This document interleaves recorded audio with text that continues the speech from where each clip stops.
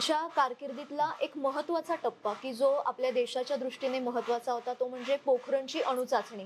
1974ला पण ती चाचणी घेण्यात आली होती, पण त्यांनी जी घेतली त्याचे आज दूरगामी परिणाम दिसत आहेत. म्हणजे अनेक देशाचं लक्ष भारताकडे लागलं होतं. तर तो सगळा इतिहास नेमका काय किंवा ते काय आहे? अटलजींनी ज्या वेळेला अणुचाचणीचा निर्णय घेतला आणि अणुचाचणी केली, त्याचं कोडवर्ड होतं बुद्ध पुन्हा हसला, Buddha laughs again, Buddha smiles again.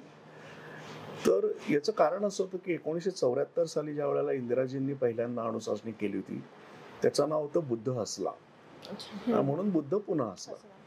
आता याच्यातून काय लक्षात येतं की संरक्षण धोरण भारताचं आणि परराष्ट्र धोरण या दोन गोष्टी अशा आहेत की ज्याच्यामध्ये कोणत्याही पक्षाचं सरकार आलं तरी त्याच्यामध्ये कंटिन्युटी लागते, आणि तशी कंटिन्युटी जेव्हा असते तेव्हाच भारतासारखा देश हा महासत्ता होण्याचं स्वप्न बघू शकतो. याचं कारण असं असतं की तुमच्या देशामध्ये सरकार कोणाचं आहे यापेक्षा तुमच्या देशाचं राष्ट्रीय, परराष्ट्रीय आणि संरक्षण असं धोरण काय आहे आणि त्याच्यामध्ये काही सातत्य आहे की नाही, त्याला धोरण सातत्य असं आपण मराठीत म्हणू शकतो, हा फार महत्वाचा मुद्दा असतो. म्हणून इंदिराजींनी केलेला अणुस्फोट आणि पुढे अटलजींनी केलेला अणुस्फोट याच्यामध्ये एक नातं आहे, एक प्रकारचं अनुसंधान आहे.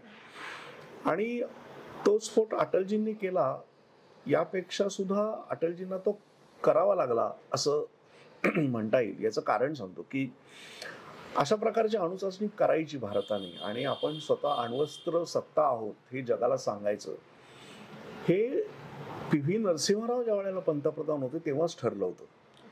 आणि आपल्या सगळ्यांना माहिती आहे की नरसिंहरावांनी आर्थिक उदारीकरणाची फार महत्वाची पावलं टाकली आणि आज आपल्याला जी फळं मिळत आहेत किंवा फळं दिसत आहेत महासत्ता होण्याचं आपण जी वाटचाल करतो त्याच्यामध्ये नरसिंहरावांचं कॉन्ट्रीब्युशन फार मोठं आहे, ते विसरता येणारं नाही आहे. तर त्याच डॉक्टर मनमोहन सिंगांच्या आधी नरसिंहरावांचं सरकार असताना भारताने अणुचाचणी करायचा निर्णय घेतला होता. झालं असं की जागतिक सगळ्या यंत्रणा कार्यरत असतात आणि ही बातमी फुटली आणि ती अमेरिकेचे किंवा इतर काही गुप्तचर यंत्रणांना ती समजली की भारत तयारी करतोय अशा प्रकारची. त्यामुळे भारताला तो प्लॅन, ती योजना सगळी रद्द करावी लागली होती. थोड्या दिवसांनी नरसिंहरावांचं सरकार गेलं आणि अटलजींचं 1996चं सरकार आलं, तेही टिकलं नाही आपल्याला माहिती आहे. त्यानंतरची 2 सरकार आली ती पण कमी मुदतीत गेली सरकार, तेही आपल्याला माहिती आहे. 1998 साली ज्या वेळेला अटलजींचं सरकार आलं पुन्हा, त्यावेळेला त्यांना नरसिंहरावांनी दिलेला निरोप आठवला. ज्या वेळेला पहिल्यांदा अटलजींनी शपथ घेतली होती तेव्हा नरसिंहराव त्यांना असं व्यक्तिगत संवादात म्हणाले होते की अटलजी, एक काम राहिलंय ते पूर्ण करा. आणि हे कोणतं काम राहिले हे अटलजींनाही समजलं होतं आणि नरसिंहराव त्यांच्याकडून काय अपेक्षा करत होते ते त्यांनाही माहीत होतं. ते अणु चाचणीबद्दल बोलत होते आणि हे अटलजींच्या मनामध्ये होतं. त्यामुळे आपण जर बघितलं तर 1998 सालचं सरकार आल्यानंतर अटलजींनी तातडीने हा निर्णय घेतला.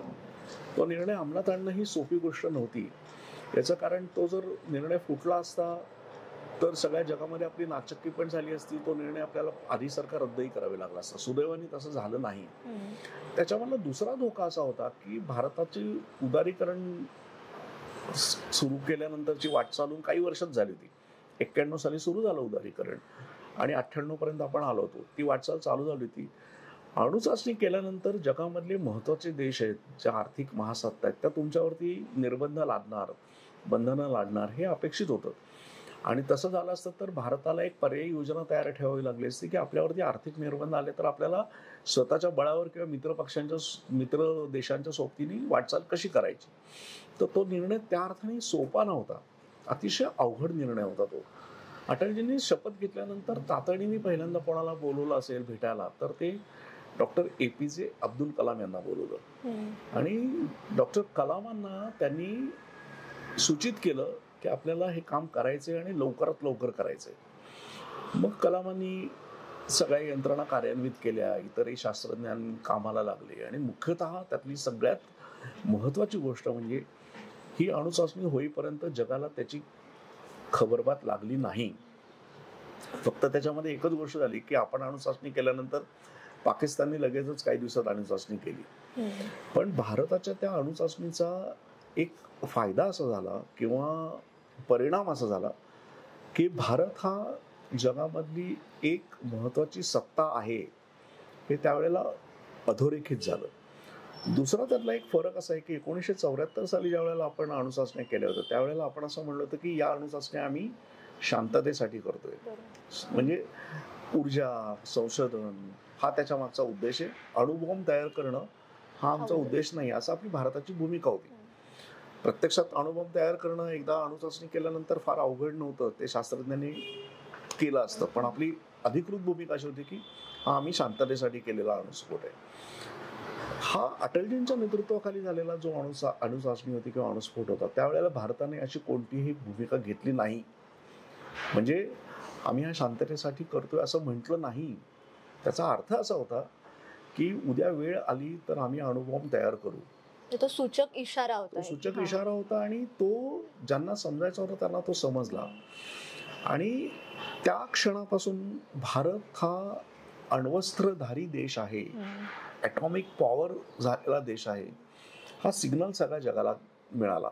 आणि एकाच वेळेला 2 पातळ्यांवरती भारताची वाटचाल सुरू झाली होती. एक वाटचाल आर्थिक उदारीकरणामुळे आर्थिक शक्ती आपली वाढत होती आणि दुसऱ्या बाजूला आपण सामरिक म्हणजे संरक्षण सिद्धतेच्या बाबतीमध्ये अणुचाचणी केल्यामुळे आपण अनेक प्रगत देशांच्या बरोबरीला आलो होतो किंवा जगातल्या ज्या महासत्ता आहेत त्यांच्या बरोबरीने भारताची संरक्षण सिद्धता झाली होती. या दोन्ही आघाड्यांवरती एका वेळी वाटचाल करणं अवघड होतं. याचं कारण होतं की अणुचाचणी केल्यानंतर अनेक निर्बंध आले, पण त्या निर्बंधांमधून वाट काढून अणुचाचणी झाल्यानंतर अटलजींनी पुढे अनेक वर्ष नेतृत्व केलंय सरकारचं. त्यावेळेला आपण जर आकडे काढून बघितले तर भारताच्या आर्थिक वाढीचं वेग सर्वाधिक आहे. म्हणजे हे आव्हान पेलून देशांतर्गत आर्थिक वाटचाल न मंदावू देणं हे जे चॅलेंज होतं ते अटलजींनी आणि त्यांच्या सरकारने पेलून दाखवलं. त्यामुळे अण्वस्त्र म्हणजे अणुचाचणीचा जो निर्णय होता अटलजींचा तो फार दूरगामी आणि दूरदृष्टीने घेतलेला निर्णय होता. त्यावेळेला त्यांनी एका अर्थाने आघाडी सरकार असताना सुद्धा कच खाल्ला नाही, हे फार महत्वाचं होतं. म्हणजे त्यांनी मित्रपक्षांना विश्वासात घेतला असेल त्यावेळेला, पण एका आघाडी सरकारने असा निर्णय घेणं, इंदिरा गांधींनी जेव्हा तो निर्णय घेतला होता तेव्हा इंदिराजींची एकपक्षीय सत्ता होती. बरोबर. आघाडी सरकारने अणुचाचणीचा निर्णय घेणं आणि तो अंमलात आणणं हे खूप मोठं आव्हान होतं आणि ते अटलजींनी पेलून दाखवलं. अटलजींनी त्यांच्या पंतप्रधान पदाच्या कार्यकाळात अनेक महत्त्वाचे निर्णय घेतले. म्हणजे आता पंतप्रधान नरेंद्र मोदी सुद्धा सातत्याने त्याचा उल्लेख करतात. त्यातल्या 2 महत्त्वाच्या गोष्टी म्हणजे सुवर्ण चतुष्कोन आणि प्रधानमंत्री ग्राम सडक योजना. तर त्याविषयी काय सांगाल? हे तू अगदी योग्य म्हणालीस. त्यातला एक मुद्दा मी सांगतो की आर्थिक उदारीकरणाची जी वाटचाल नरसिंहराव सरकारने सुरू केली होती ती अटलजींनी पुढे नेली आणि अनेक अंगांनी पुढे नेली. म्हणजे आधीच्या सरकारांनी केलेलं काम हे चुकीचं होतं किंवा ते अयोग्य होतं अशी सुद्धा टीका करायची आणि आपण काहीतरी वेगळी वाटचाल चालतोय असं दाखवायचं. असं नंतरच्या सरकारांनी केलं जे तसं म्हटलं तर योग्य नाही. आपण मगाशी म्हणालो की परराष्ट्र आणि संरक्षण या 2 विषयांमध्ये आधीची धोरणं अटलजींनी चालू ठेवली आणि ते मी म्हटलं की आवश्यक असतं देशाची प्रतिमा जगामध्ये टिकण्यासाठी. अटलजींनी आर्थिक बाबतीमध्ये सुद्धा तसंच केलं. हे आज आपल्याला जी सगळी ई क्रांती दिसते म्हणजे आपल्या भारतामध्ये 100 कोटींहून जास्त मोबाईल फोन आज वापरले जातात. कदाचित तो आकडा आता 120-125 कोटींपर्यंत पण गेला असेल. आणि आपल्याला माहिती आहे की इंटरनेटचा वापर आज भारतामध्ये इतका होतो, आपण सगळं पैसे देणं या सगळ्या गोष्टी आपण ऑनलाईन करतो. ही जी सगळी ई क्रांती झाली आहे ना, या ई क्रांतीचे एका अर्थाने जनक अटलजी आहेत. आणि याचं कारण असं की अटलजींनी शपथ घेतल्यानंतर 3ऱ्यांदा शपथ घेतल्यानंतर अटलजींनी कम्युनिकेशन्स मधले जे अनेक जुने कायदे होते ते कायदे बदलले.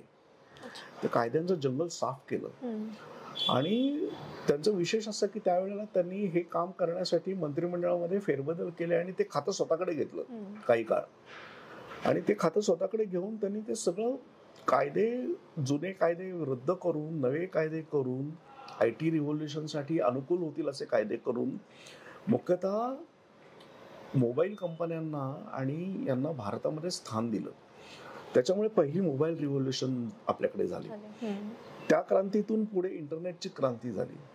आणि आज त्या क्रांतीच्या आपण अशा स्टेजवरती आपण एका अशा टप्प्यावरती उभे आहोत की भारतामध्ये शिक्षणापासून आरोग्य व्यवस्थांपर्यंत, आर्थिक व्यवहारांपासून सरकारी कामांपर्यंत आणि दैनंदिन जीवनातल्या आपल्या खरेदीपासून अगदी मोठ्या व्यवहारांपर्यंत या सगळ्या गोष्टी आपल्या या ऑनलाईन होऊ शकतात किंवा वेगवेगळ्या ऍप्सच्या माध्यमातून होऊ शकतात. किंवा आपलं बँकिंग अत्यंत प्रगत झालंय. गेल्या 2 दशकातला प्रवास बघितला, बँकिंगचं स्वरूपच बदलून गेलंय. हे सगळं अटलजींच्यामुळे झालेलं आहे. अटलजींनी हे सगळं केलं, अटलजींनी कायदे बदलले, त्याच्यामुळे ही रिव्होल्युशन सुरू झाली. त्याचं श्रेय त्यांना पुरेशा प्रमाणात दिलं जात नाही, पण मुद्दाम हा मुद्दा त्यामुळे अधोरेखित करण्याची गरज आहे. आता त्यातला सुवर्ण चतुष्कोन आणि ग्रामसडक योजना जी आहेत त्या दोन्ही योजना एका अर्थाने एकमेकांच्याशी बांधलेल्या आहेत किंवा एकमेकांना त्या अनुकूल किंवा एकमेकांना सहाय्य करणाऱ्या आहेत, पूरक आहेत. याचं कारण असं की सुवर्ण चतुष्कोनामुळे भारतातली 4 महानगरं जोडली गेली आणि ग्रामसडक योजनेमुळे छोटी गावं मोठ्या रस्त्यांना जोडली गेली. त्याचा परिणाम असा झाला की आर्थिक वाढीचा जो आपला वेग आहे तो वाढला. ग्रामीण भागात तयार होणारी दुधासारखी उत्पादनं, भाज्यांसारखी शेतीमाल हा शहरामध्ये वेगाने येऊ लागला. कम्युनिकेशन आणि एक प्रकारचा शहरांशी असणारा खेड्यांचा संवाद वाढला. औषधोपचार लवकर मिळायला लागले. थोडक्यात एका अर्थाने अटलजींनी संपूर्ण भारत हा रस्त्याच्या जाळ्यांनी जोडण्याचा जो विचार केला ना, त्याच्यामध्ये एक भौतिक दृष्टी होती, ती प्रगतीची होतीच, पण अटलजींच्या मनामधला जो भारत होता तो भारत सगळा एकमेकांशी मानसिक दृष्ट्या जोडला जाणं हाही त्याच्यामध्ये एक अँगल आहे. त्याच्याच जोडीला अटलजींनी जी नदी जोड प्रकल्पाची कल्पना पुढे आणली होती त्यावेळेला, आता ती परत आली आहे, मध्ये काही काळ ती रद्द झाली होती. त्याच्यातला उद्देश असा होता की उत्तर भारतामधलं जास्त पाणी, वाहून जाणारं पाणी हे उचलायचं आणि दक्षिणेमध्ये आणायचं. आपल्या नकाशामध्ये जरी उत्तर वर दिसत असला तरी प्रत्यक्षात भौगोलिक दृष्ट्या चित्र उलट आहे. उत्तर हा पठार आहे आणि मधली पर्वतराजी ओलांडून उत्तरेतलं पाणी दक्षिणेत उचलून खाली टाकावं लागणार आहे. विंध्याची एक मोठी पर्वतरांग आहे, त्यामुळे ते काम अवघड आहे. पण अटलजींनी त्यांचं स्वप्न होतं की एक नॅशनल वॉटर ग्रीड तयार करायचं आणि त्याच्या मागे जसा भौतिक फायदा तसा भारत हा एक आहे हा पण एक दृष्टी आहे की भारतातल्या एका भागाने दुसऱ्या भागाला दिलं पाहिजे. जे आपल्याकडे जास्त आहे ते त्यांच्याकडे कमी आहे, तर म्हणजे पाणी उत्तरेत जास्त आहे तर दक्षिणेत दिलं पाहिजे ना. आणि त्याच्यातून एक नवीन हरित क्रांती होण्याची शक्यता आहे. आता नदी जोड प्रकल्पाला परत वेग आलाय. तर ग्रामसडक योजनेमुळे भारतातली जवळजवळ तेव्हा 2.5-3 लाखापेक्षा जास्त गावं पक्क्या रस्त्याने जोडली गेली. आणि आजचा जो आपल्याला रस्त्यांची जी कामं वाढलेली दिसतात, महामार्ग नवीन झालेत, ते 8 पदरी झालेत, किंवा आता महाराष्ट्रात विचार केला तर आपण समृद्धी महामार्गासारखा एक मोठा रस्ता झाला, किंवा आता दुसरा एक रस्ता होण्याचा विचार, शक्तीपीठ महामार्गाचं काम चालू आहे. तर त्याच्यात अटलजींनी नॅशनल हायवेचं जे नेटवर्क होतं त्याला एक सुवर्ण चतुष्कोनाचं रूप दिलंच. आणि आधीचे जे हायवेज होते, नॅशनल हायवेज होते, ते कितीतरी प्रमाणात या योजनेमध्ये रुंद झाले. म्हणजे आज आपण जर मुंबईचा विचार केला तर आज मुंबईहून बेंगलोरला जाणं, किंवा मुंबईहून मद्रासला जाणं, किंवा मुंबईहून वरती उत्तरेमध्ये दिल्लीला जाणं, हा प्रवास जास्त सोपा झालाय. आणि तो माणसांच्या प्रवासा इतकाच मालाच्या प्रवासासाठी सुद्धा महत्वाचा असतो. त्याच्यामध्ये अनेक गोष्टी असतात की जितक्या वेगाने माल जाईल तितके त्याचे ओव्हरहेड्स कमी होतात आणि इकॉनॉमीला त्याचा फायदा होतो. इकॉनॉमी ही वेगवान होते. चपळाई हवी ना माल वाहतुकीमध्ये सुद्धा. त्यामुळे अटलजींचं ग्रामसडक योजना आणि सुवर्ण चतुष्कोन म्हणजे गोल्डन क्वाड्रँगल असं त्याला आपण म्हणतो, या दोन्ही फार द्रष्ट्या योजना होत्या. आता त्याच्यातली जी तिसरी पाण्याची आहे ती कदाचित होईल अशी अपेक्षा आहे, आणि ती झाली तर भारताचं चित्र आणखीन बदलून जाईल. तुम्ही आता जे सांगितलं दूरदृष्टी काय असते ते यातनं कळतं. अजून एक मुद्दा जो आता खूप चर्चेत असतो तो म्हणजे हिंदुत्व. पण मुळात हिंदुत्व काय हेच अनेकदा कळत नाही. तर हिंदू तन मन हिंदू जीवन रग रग हिंदू मेरा परिचय असं अटलजींनी म्हटलंय. तर त्यांच्या दृष्टिकोनातून हिंदुत्व काय? मी स्वतः ज्या वेळेला अटलजींच्या हिंदुत्वाकडे बघतो त्यावेळेला मला अटलजींचं हिंदुत्व आणि राष्ट्रीयत्व याच्यामध्ये मला फरक जाणवत नाही. याचं कारण असं आहे की भारतीय राज्यघटनेची जी चौकट आहे त्या चौकटीच्या पलीकडे जाऊन अटलजींनी कोणतंही हिंदुत्व मांडलेलं नाही. आपल्या राज्यघटनेमधून जे भारताचं राष्ट्रीयत्व प्रगट होतं तेच राष्ट्रीयत्व अटलजी कायम मांडत आले, आणि त्यांच्या मनामधली हिंदुत्वाची जी संकल्पना आहे ती सर्वसमावेशक, सर्वांना सोबत घेऊन जाणारी, सर्वांचं कल्याण करणारी, सर्व जनहितकारी अशीच आहे. आता याच्यामध्ये मुद्दे कोणते येतात तर एक मुद्दा आहे तो 370 कलमाचा, जे कलम मोदी सरकारने रद्द केलं. दुसरा मुद्दा आहे तो समान नागरी कायद्याचा, ज्याची प्रक्रिया कदाचित आता चालू आहे आणि ते होऊ शकेल. हे दोन मुद्दे महत्वाचे होते. तिसरा मुद्दा होता राम मंदिराचा. आता हे जे पहिले दोन मुद्दे आहेत 370 कलम आणि समान नागरी कायदा, हे मुळात हिंदुत्वाचे मुद्दे नाहीतच, हे राष्ट्रीयत्वाचे मुद्दे आहेत. आणि ते राष्ट्रीयत्वाचे मुद्दे असल्यामुळेच भारताच्या राज्यघटनेमध्ये या दोन्ही मुद्द्यांचा उल्लेख आपल्याला आढळेल. तो अशा अर्थाने आहे की 370 हे जम्मू काश्मीरला विशेष दर्जा देणारं जे कलम होतं ते तात्पुरतं कलम होतं, आणि घटनेमध्ये असं म्हटलं होतं की काश्मीरचा विशेष दर्जा जोपर्यंत गरज असेल तोपर्यंत देण्यासाठीची ही तात्पुरती हंगामी व्यवस्था आहे. ती हंगामी व्यवस्था असल्यामुळे ते चिरकाळ टिकणं अपेक्षित नाही. भाजपच्या जाहीरनाम्यामध्ये 370 रद्द करू असं जे होतं किंवा आहे, आता ते गेल्यामुळे तो मुद्दा संपला. त्याच्यात आणि भारतीय राज्यघटनेच्या स्वप्नामध्ये काय अंतर आहे? काहीच अंतर नाहीये.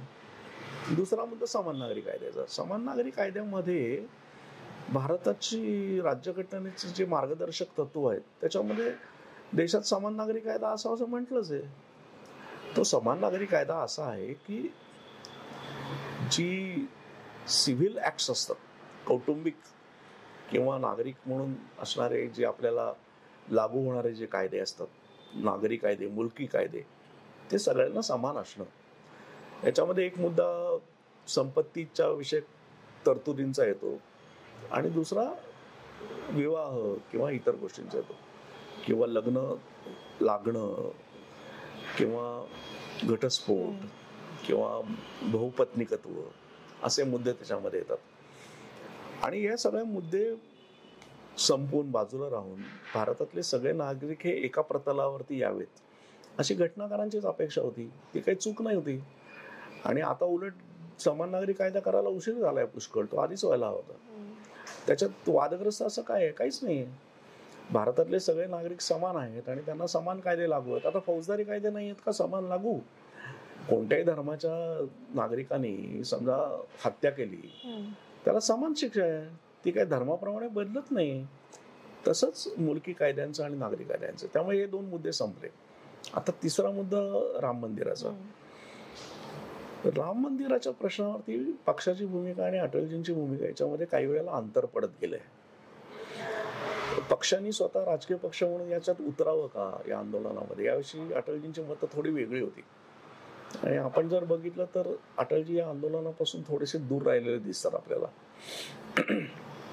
ज्या हिरिरीने अडवाणींनी ती सुरू केलं आंदोलन आणि अडवाणीजी त्याच्या कायम नेतृत्व पदी राहिले, आघाडीवर राहिले, तसे अटलजी आपल्याला दिसत नाहीत. आणि ते एका अर्थाने त्यांच्या दृष्टीने योग्य अशासाठी होतं की हा राजकीय पक्षांनी हाताळायचा मुद्दा आहे का, अशी त्यांच्या मनामध्ये शंका होती. प्रत्यक्षात या मुद्द्यामुळे भारतीय जनता पक्षाचा फार मोठा विस्तार झाला आणि 2 खासदार असलेला पक्ष एकदम 89 खासदारांवर जाऊन पोहोचला होता त्यावेळेला. दुसरं त्याच्यामधली एक अँगल जो आहे तो लक्षात घ्यायची गरज आहे की ज्या वेळेला सत्ता मिळाली भारतीय जनता पक्षाला, त्यावेळेला अटलजींचं नेतृत्व पुन्हा पुढे आलं आणि त्याचं महत्वाचं कारण असं होतं की अटलजी हे राम मंदिराच्या आंदोलनामध्ये पुढे नव्हते, अग्रभागी नव्हते. त्यामुळे इतर पक्षांची पण मानसिक कोंडी झाली नाही आणि भारतीय जनता पक्षाला सुद्धा त्यांच्याशी संवाद साधण्यामध्ये एक प्रकारची अनुकूलता लाभली. आता दूरपर्यंत जर विचार केला तर कदाचित भारतीय जनता पक्षाची स्ट्रॅटेजी पण असू शकेल की एक नेता आक्रमक आहे आणि त्याच वेळेला दुसरा नेता मात्र मवाळ आहे, सामोपचाराची भूमिका घेणारा आहे. त्यामुळे ज्या काळामध्ये जे नेतृत्व पुढे यायला हवं ते तसंही आलं आणि थोडंसं आपण पाहिलं तर 1996 साली जी आघाडी सरकारांची सुरू झाली तेव्हा आपल्याला लक्षात येईल की आडवाणींनी थोडंसं स्वतःला मागे नेलेलं दिसतंय. आपण मुंबईतल्या अधिवेशनामध्ये आपल्याला माहिती आहे की आडवाणींनी अशी घोषणा केली की पुढचे पंतप्रधान अटलजी असतील. आता त्याच्यामध्ये त्यांचा व्यक्तिगत एक प्रकारचा त्याग आहे, हे जसं आहे तसं अटलजी हेच सगळ्या पक्षांना सोबत घेऊन जाऊ शकतील असा विश्वास पण आहे. आणि एका अर्थाने अटलजींकडे जर ते नेतृत्व त्यावेळेला भारतीय जनता पक्षाचं आलं नसतं तर सरकार पण आलं नसतं एखाद्या वेळेस, कारण दुसरा एखादा नेता असता तर इतर पक्षांनी पाठिंबा दिला नसता ना. अटलजींच्या एक व्यक्तिमत्वाचा जो भाग होता, जो संवादी होतं, उदार होतं किंवा धार्मिक बाबतीमध्ये तितकं कडवं नव्हतं, म्हणजे कमी कडवं होतं किंवा कडवं नव्हतंच म्हणायला, मवाळ होतं, अशा नेतृत्वाचा फायदा झाला ना पक्षाला. म्हणजे पक्षात एकाच वेळेला 2 प्रकारचे नेते होते, त्याचा पक्षाला फायदा झाला. आणि अटलजींच्या बाबतीमध्ये हे त्यांनी काही आणवलेली भूमिका होती अशी नाही, ती त्यांची अंतस्फूर्त भूमिका होती. म्हणजे एक मी त्याच्यामध्ये किस्सा लिहिलाय तो थोडक्यात सांगतो. तो म्हणजे आसाममध्ये जेव्हा दंगली झाल्या तेव्हा अटलजी तिथे गेले होते आणि तिथे छोटा मुलगा मरण पावला होता, 9-10 वर्षांचा मुलगा गोळीबारात दुर्दैवाने मरण पावला होता. अटलजींनी तिथे गेल्यावर आग्रह धरला की मी या मुलाच्या घरी जाणार. तो मुलगा मुस्लिम होता, अल्पसंख्याक समाजातला होता आणि अनेकांनी त्यांना सांगितलं की तुम्ही जाऊ नका, तिथे तणाव निर्माण होईल, काहीतरी अप्रिय घटना घडू शकते, वातावरण खूप तापलेलं होतं. अटलजीने आग्रह धरला की नाही, मी त्या घरी जाणार. आणि त्यांनी त्यांची गाडी वाहन दूर उभं केलं आणि ते 2-2.5-3 किलोमीटर चालत त्या मुलाच्या घरापर्यंत गेले. ते गेल्यानंतर सगळं गाव जागा झालं आणि ते त्यांच्या पाठोपाठ चालायला लागलं. वातावरणातला तणाव वाढला. पण अटलजींनी त्या घरी जाऊन त्या आईवडिलांचं सांत्वन केलं, त्यांना जवळ घेतलं आणि ते म्हणाले की हा जो मुलगा होता भारत मातेचा सुपुत्र होता, तो काही तुमचा एकट्याचा मुलगा नव्हता. याच्यामुळे ते सगळं वातावरण तिथलं पूर्ण पालटलं आणि त्यात तो एक हिंदू मुस्लिम तणाव निर्माण झाला होता, तो सगळा तिथे तक्षण संपला. आणि ते गावकरी अटलजींच्या इतके त्यांच्या सगळ्या प्रतिक्रियेमुळे, वागण्यामुळे इतके लुब्ध झाले की ते त्यांना सोडायला परत त्यांच्या गाडीपर्यंत गेले आणि त्यांच्याबद्दल कृतज्ञता त्यांच्या मनात दाटून आली, ती सगळं व्यक्त करायला लागले. हा इथेच अटलजींमधला जो एक स्टेट्समन दिसतो तो इथे दिसतो. आता हे सुद्धा अटलजींचं जे वागणं होतं ते काही त्यांनी आणवलेलं किंवा मुद्दाम, ते त्यांचं अंतस्फूर्त वागणं होतं की अरे हा मुलगा, एक छोटा मुलगा मरण पावतो गोळीबारात, तो कुठल्या धर्माचाही हा मुद्दा गैरलागू आहे.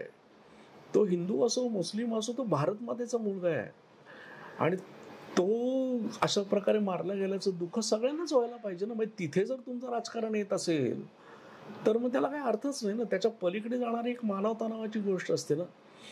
अटलजींच्या व्यक्तिमत्वातला हा जो अँगल किंवा हा जो त्यांचा एक कोन आहे ना, तो फार महत्वाचा आहे. आणि या अटलजींच्या गुणामुळे ना ते फार लोकोत्तर नेते ठरले. म्हणजे त्यांच्या मनामधून हिंदुत्व जरी पुसलं गेलं नाही तरी त्यांच्या हिंदुत्वाने फार विशाल रूप धारण केलं. त्यांचं हिंदुत्व आणि भारतीयत्व याच्यामध्ये अंतर नाही राहिलं. खरं म्हटलं तर हिंदुत्वाचा जर नीट मांडणी केली तर ते एका अर्थाने राष्ट्रीयत्व सुद्धा ओलांडून मानवतेच्या पातळीवर जाणारं तत्वज्ञान होऊ शकतं. मानवतावाद ज्याला आपण म्हणतो तो मानवतावाद आणि खरंखुरं उदार हृदयी हिंदुत्व याच्यामध्ये अंतर नाहीये. ते अंतर अटलजी कायम कापत राहिले आणि त्यांच्या मनातलं हिंदुत्व आणि राष्ट्रीयत्व आणि एक प्रकारचं उदार मानवतावाद याच्यामध्ये अंतर नव्हतं. आणि अटलजींच्या नेतृत्व म्हणून असलेल्या मोठेपणाचा हा भाग आहे. खरं म्हणजे अटलजींचे खूप वेगवेगळे पैलू आहेत, त्याविषयी जर बोलायला गेलं तर एक दिवसही कमी पडेल. पण आता शेवटकडे येते मी. खरं म्हणजे राजकीय वारसा त्यांचा पुढे काय, म्हणजे त्यांची अजून अनेक स्वप्न होती, पण येणाऱ्या काळात ती कशी पूर्ण होतील किंवा तुमच्या काय अपेक्षा आहे की सरकारने काय केलं पाहिजे? हे पुस्तक आहे, या पुस्तकामध्ये मी शेवटचं प्रकरण असं लिहिलंय की अटलवादाची अक्षय देणगी. म्हणजे अटलजींचा आपला वारसा आज आपण काय सांभाळून ठेवू शकतो किंवा कोणता घेऊन पुढे जाऊ शकतो. तर त्यांच्या वारशातलं सगळ्यात महत्वाचं म्हणजे सर्व अर्थांनी शक्तिशाली असा भारत, पण त्याच वेळेला तो विश्वकल्याणाची चिंता करणारा भारत. म्हणजे मला कधी कधी असं वाटतं की आत्ताच्या सरकारचा जो प्रवास चालू आहे तो नेमका अगदी अटलवादाच्या मार्गावरती चाललाय असं मला अनेकदा वाटतं. ज्या पद्धतीने मोदी जगातल्या सगळ्यात छोट्या मोठ्या देशांच्याशी संबंध वाढवत आहेत, आता ते आखातात जाऊन आले आणि आखाती देशांची आपली जुनी मैत्री आहे, पण त्या मैत्रीला एक नवीन सगळा उजाळा मोदींनी दिलाय. तर आता हे अटलजींची देणगी मुळामध्ये. अटलजी ज्यावेळेला 1977 साली परराष्ट्र मंत्री झाले त्यावेळेला त्यांना असं विचारलं की भारत उजवीकडे पाश्चात्य जगाकडे वळणार की रशियाकडे वळणार. त्यावेळेला शीतयुद्ध चालू होतं. तेव्हा अटलजी असं हिंदीमध्ये म्हणाले होते की भारत ना इस तरफ झुकेगा, भारत ना उस तरफ झुकेगा, पश्चिम और पूरब दोनों भारत की ओर झुक रहे हैं, असं ते म्हणाले होते. म्हणजे एका अर्थाने ते राष्ट्रवादाचा एक त्यांचा उद्गार होता. त्याच्यातला सारांश असा होता की एका कोणाची तरी बाजू घेऊन आम्ही लढत राहू यापेक्षा सुद्धा न्यायाची बाजू घेऊ आणि सगळं जग एका प्लॅटफॉर्मवरती येऊ शकतं का असा विचार करू. आणि ते त्यांनी अटलजींनी अनेकदा मांडलंय. आता नेमकं त्या पद्धतीने सगळं चालू आहे. अटलजींच्या वारशामध्ये एक मगाशी मी म्हणालो तसं उदार हिंदुत्व हा भाग आहे. यापेक्षा त्यांच्या आणखीन एक महत्वाची गोष्ट म्हणजे ना, भारताच्या विकासामधलं गांधीजींच्या आणि पंडित दीनदयाळ उपाध्याय यांच्या शब्दातलं वर्णन म्हणजे अंत्योदय. अंत्योदय म्हणजे विकासाचा जो काही होणारा प्रवास आहे तो शेवटच्या माणसापर्यंत पोहोचला पाहिजे. अटलजींच्या काळातल्या अनेक योजना जर आपण बघितल्या तर त्या थेट शेवटच्या माणसाला ऍड्रेस करणाऱ्या आहेत.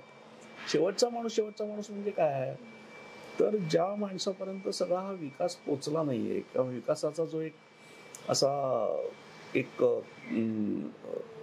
आराखडा सांगाडा किंवा विकासाचं जे एक प्रारूप झालंय त्याचा लाभ जर शेवटच्या माणसाला मिळाला नाही तर त्या विकासाला अर्थ मर्यादित आहे. म्हणून वेगाने विकास करायचा, पण त्या विकासाचं लक्ष सामान्य माणूस असायला हवं. हा अटलजींचा एक महत्वाचा आहे. आणि दुसरं जी हिंदुत्ववादी विचार परंपरेमध्ये चालत आलेली गोष्ट आहे ती म्हणजे भारत हा जगाला वेगवेगळ्या प्रकारच्या देणग्या देऊ शकणारा देश आहे.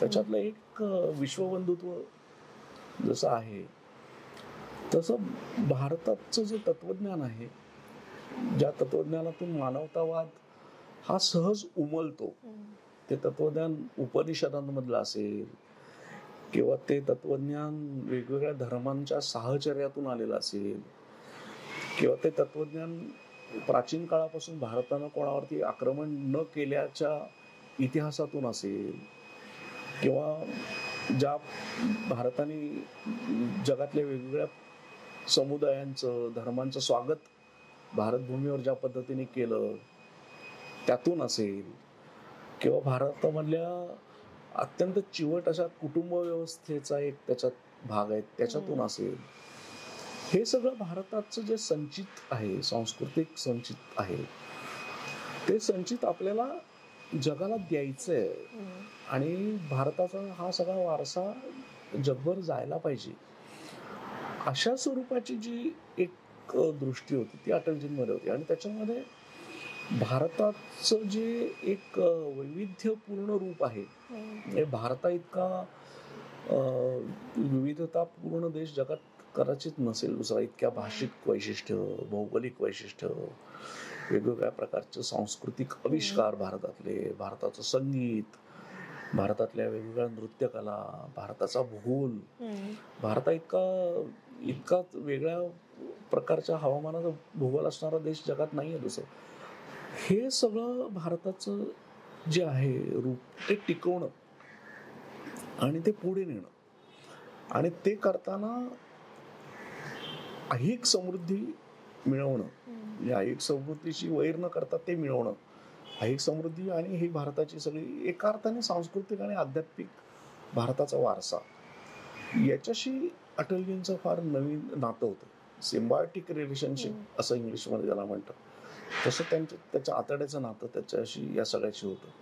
म्हणून त्यांची जर आपण भाषणं बघितली, त्यांच्या कविता बघितल्या, त्यांचं संसदेतलं बोलणं बघितलं, त्यांचं लेखन बघितलं, तर हे भारतीयत्व त्यांच्या सगळ्यातून वाहत आलेलं दिसतं, त्यांच्या व्यक्तिमत्वात, त्यांच्या लेखनात, बोलण्यात. आणि त्याच्याशी त्यांची जी बांधिलकी होती ना ती शेवटच्या क्षणापर्यंत होती.